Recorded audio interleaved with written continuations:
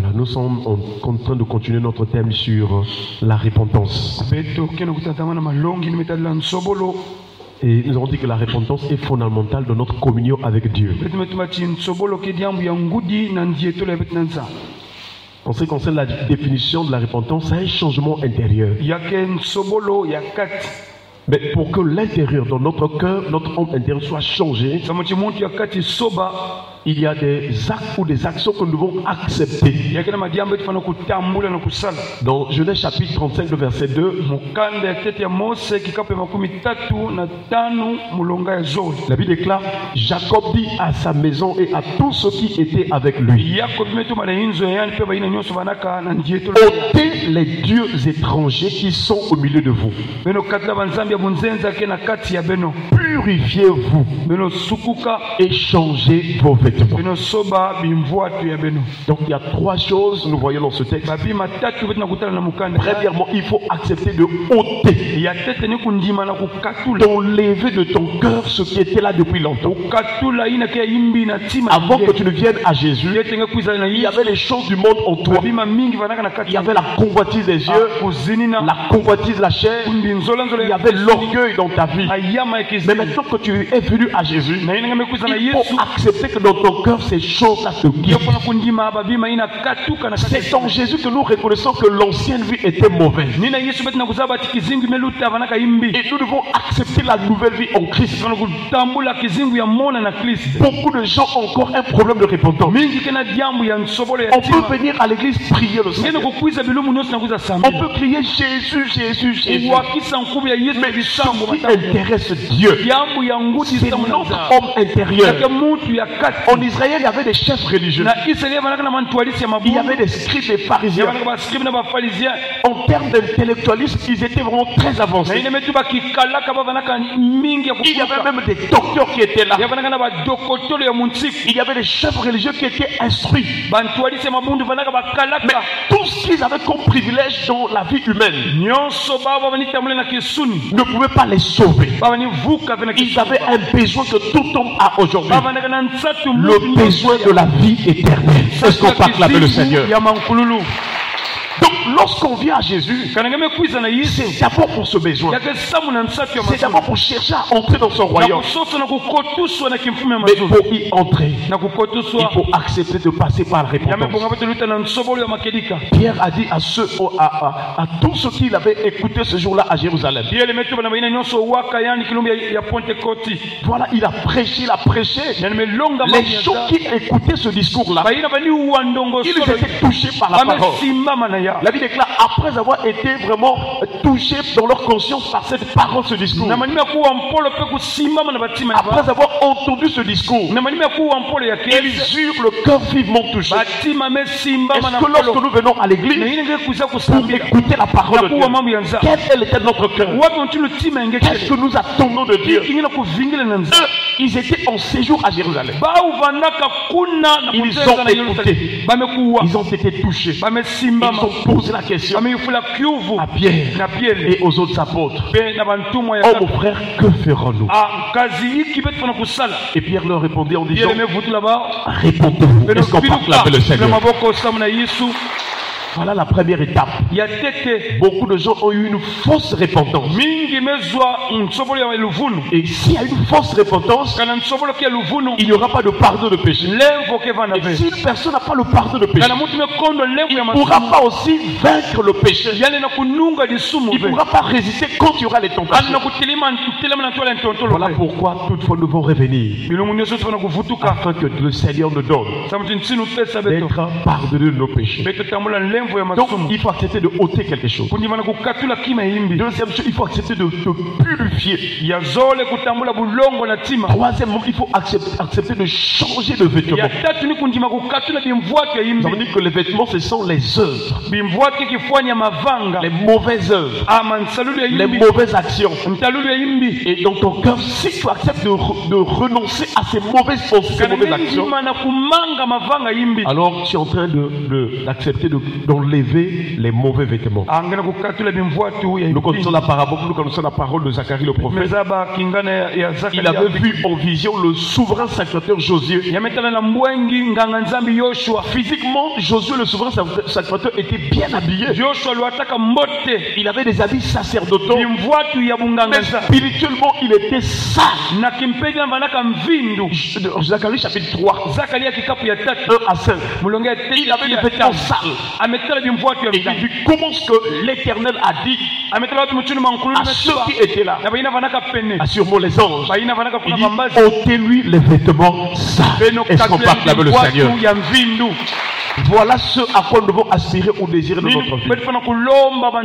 Que Dieu nous enlève les vêtements sales afin que nous ayons la relation avec Dieu. Je vous ai rappelé que dans cette semaine même, le Seigneur est en train de me parler sur la seconde mort.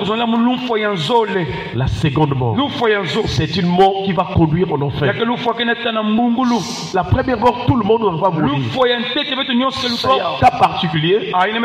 Ceux qui peuvent être enlevés comme Enoch. Ou quand Jésus viendra, ceux qui seront vivants, les saints bien entendu, ceux-là ils vont plus voir la mort. Ils vont être directement changés. Et avec les morts qui vont ressusciter, ils vont aller dans les airs à la rencontre du Seigneur. Mais sinon, la vie sur la terre a un commencement, une durée et une fin. Et la fin de la vie sur la terre, c'est aussi la mort. La première mort, nous tous, chacun va mourir.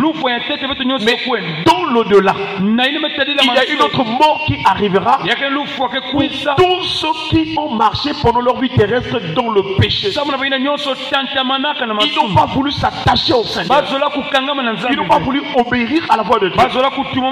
Ils n'ont pas voulu aimer l'Éternel. Et nous sommes présents dans cette époque là où le monde a sorti tellement de choses, tellement des attraits dans ce monde.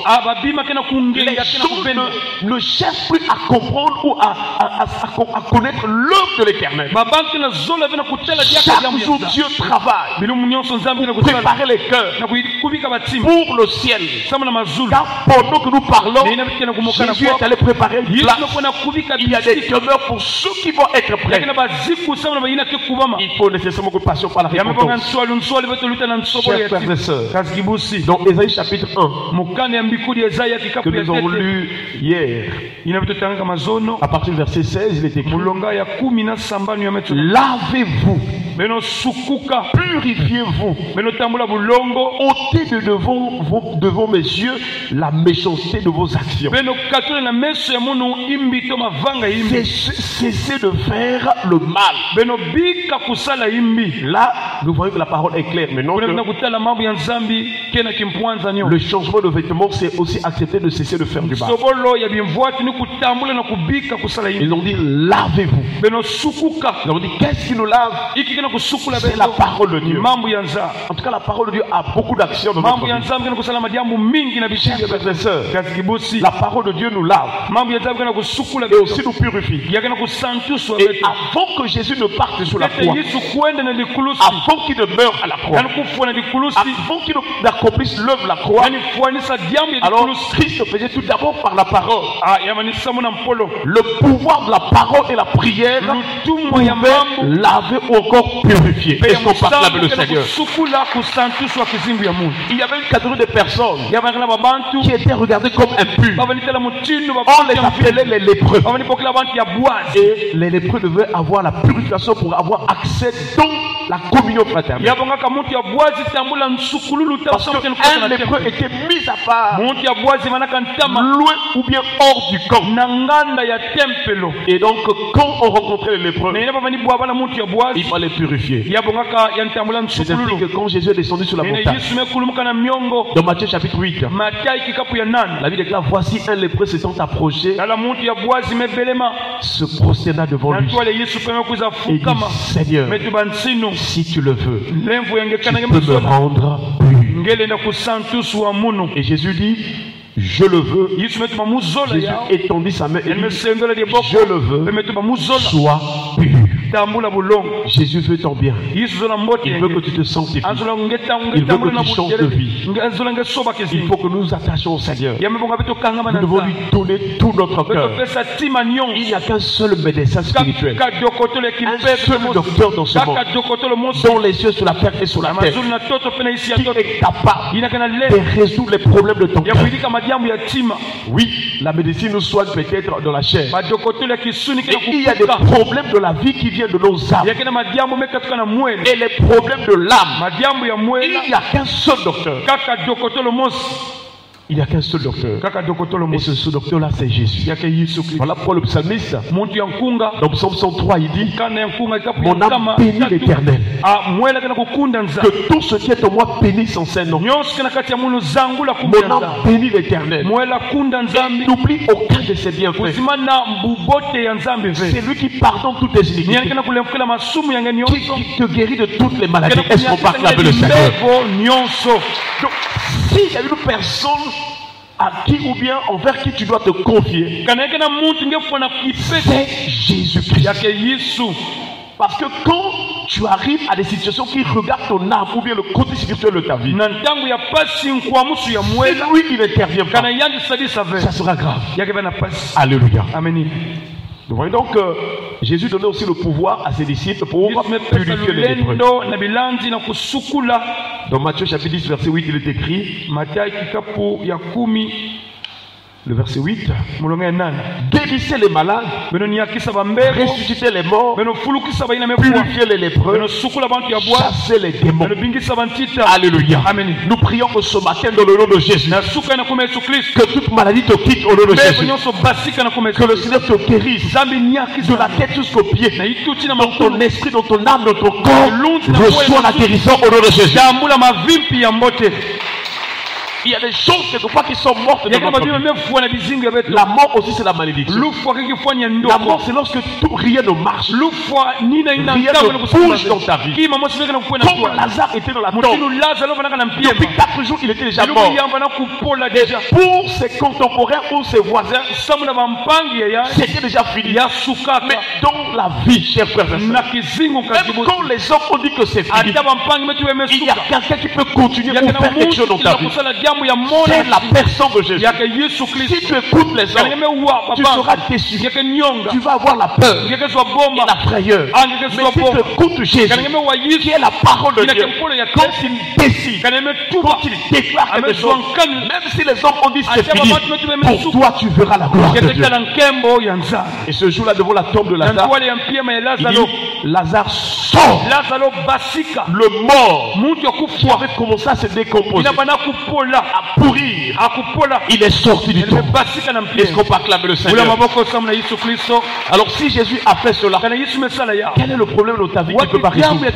Il peut aussi agir dans ta vie. Il peut le faire. Fais-lui confiance. Et la foi en lui. Il n'est pas compliqué. Jésus ne te demande pas des bougies, des encens. Il ne te demande pas de faire des exercices. Il ne te demande pas des ventouses. Il ne te demande pas les incisions. Il ne te demande pas les parfums. Non, Jésus est tellement puissant. J'allais dire tout puissant. Il n'a pas besoin d'une feuille ou quoi que ce soit pour guérir. Mais il est la parole. Et quand il déclare dans les cieux, sur la terre et sur la terre, tout lui est soumis. Est-ce qu'on parle avec Jésus? Voilà là où notre foi doit être basée, sur la parole qui sort de la bouche de Dieu. Et nous prions que Dieu ressuscite ta vie. Là où c'était mort, ça marchait pas. Que Dieu donne la vie. Alléluia. Et qu'il nous purifie. Il dit chassez les démons. Quels sont les esprits qui vous persécutent dans la famille? Il y a des familles, chaque année il faut qu'il y ait des morts. Il y a des couples chaque semaine qui font des incompréhensions. Dieu ne nous a pas créé pour être dans les incompréhensions, les querelles. Tout cela vient de la chair, animé par des démons. Chers frères et sœurs, Dieu nous a créés pour vivre en paix. Il est le Dieu de paix. Reçois ta paix ce matin au nom de Jésus. Que le Seigneur chasse tous les démons qui te persécutent. Qu'il chasse tous les démons. Pourquoi tu ne dois pas dormir en paix? Il y a des promesses pour toi. Tu dois réclamer tes droits. Il a dit quand tu te coucheras, ton sommeil sera tout étranglé. Alléluia. Amen. Voyez-vous combien de choses nous avons dans le Seigneur? Il y en a tellement. Chers frères et sœurs. Et nous voyons donc en dehors de la parole ou du pouvoir de la parole, la prière, quand Jésus est allé à la croix, il a fait le sacerdoce. Un sacerdoce qui reste maintenant éternel, qui ne peut pas transmettre à une autre personne. Ne suivez pas les prophètes comme nous. Jésus a tout accompli. Donc après l'accomplissement de ce qu'il a fait, après son œuvre, la croix, il n'y aura plus d'autres personnes qui viendront pour dire si vous me suivez, vous allez entrer au ciel. Non, c'est Jésus que nous devons suivre. Le jour où il était à la croix là, il était seul pour porter notre iniquité, pour souffrir à notre place. Il était seul. Il était seul. Donc seul est capable de nous délivrer et de nous justifier. Et donc à partir de l'œuvre de Jésus, le sang de Jésus entre en action. Et c'est le signe de notre alliance. Il y a au moins deux signes dans la nouvelle alliance. Il y a le sang de Jésus. Il y a l'Esprit de Dieu. Dans Hébreux chapitre 9, pour terminer, le verset 22, il est écrit: et presque tout d'après la loi était purifié avec du sang. Et sans effusion de sang, il n'y a pas de pardon de péché. Alléluia. Amen. Alléluia. Amen. Et donc le sang de Jésus a coulé pour le pardon. Cette fois-ci, non seulement d'Israël, mais de toute l'humanité. Afin que quiconque croit en Jésus, alors qu'il reçoive le pardon de ses péchés. Chers frères et sœurs, vous savez la chose la plus importante dans notre vie, c'est le pardon des péchés. Parce que si tu pardonnes tes péchés, ce qui s'ensuit, c'est une bonne relation avec Dieu, une communion étroite. Dieu te regarde comme un juste, comme une personne qui n'a jamais péché. C'est un bonheur de recevoir le pardon de ses péchés. Et c'est pourquoi le psalmiste, dans nos textes de la semaine, le psaume 32, le verset 1 à 8. Le premier verset, il dit: heureux celui à qui la transgression est remise. Heureux si les péchés sont pardonnés, tu es dans le bonheur. Les portes vont s'ouvrir. Là où ça ne marche pas, ça va commencer à aller. Heureux celui à qui la transgression est remise, à qui le péché est pardonné. Heureux l'homme dans l'esprit duquel il n'y a point de fraude. Est-ce qu'on peut acclamer le Seigneur? Voilà ce qui se passe quand tu demandes pardon, Seigneur. Quand tu demandes pardon de tout ton cœur, spirituellement, le sang de Jésus efface. Dieu te pardonne. Et on doit, dans ta vie, ce péché pour lequel tu as demandé pardon, Dieu te voit, tu n'es plus ce péché. Même si c'est seulement hier, même si c'est seulement ce matin, et que tu es venu à l'église, tu as demandé pardon, il efface, il pardonne, et il te purifie. Et quand tu sors de ce culte-là, tu es rempli de joie. Permettez que je vous explique un peu. En Israël, il y avait une fête qu'on appelait la fête des expiations. Lévitique chapitre 16. C'était une grande fête. L'Israélite devait venir avec son animal pour le sacrifice. Et dans le tabernacle, il y avait au moins 3 parties. Il y avait les parvis, là où devait rester le peuple, parce qu'il ne devait pas avoir accès dans le lieu saint et dans le lieu très saint. Il restait dans les parvis. Mais déjà dans les parvis, les Israélites voyaient la blancheur, l'éclat de tous les ustensiles, de tout ce qui était là, qui vraiment était couvert d'argent. C'était le signe de la pureté de la présence de Dieu. Et que l'homme donnait son animal pour le pardon de péché. Les sacerdotes prenaient cet animal. Et déjà à l'entrée, et nous voyons dans le lieu saint, il y avait l'autel de sacrifice. On prenait l'animal, on brisait l'animal, on coupait l'animal, on mettait sur l'autel et on brûlait l'animal sur l'autel des holocaustes. Et le sang qui était recueilli, c'est le souverain sacerdoteur qui portait ce sang-là. Il rentrait dans le sein des saints. Et là, dans le sein des saints, il y avait ce qu'on appelle le propitiatoire, le couvercle de l'arche de l'Éternel. Et entre les deux extrémités, il y avait des chérubins protecteurs. Et donc, c'était l'image de la présence des anges. Et quand le souverain sacerdoteur, il aspergeait de sang, le couvercle du propitiatoire, la présence de Dieu descendait. Et Dieu pouvait certifier au souverain sacerdoteur: j'ai pardonné les péchés. Et quand il ressortait, tes péchés ne sont pas pardonnés. C'était une joie exceptionnelle. Alléluia. Donc c'était une fête extraordinaire.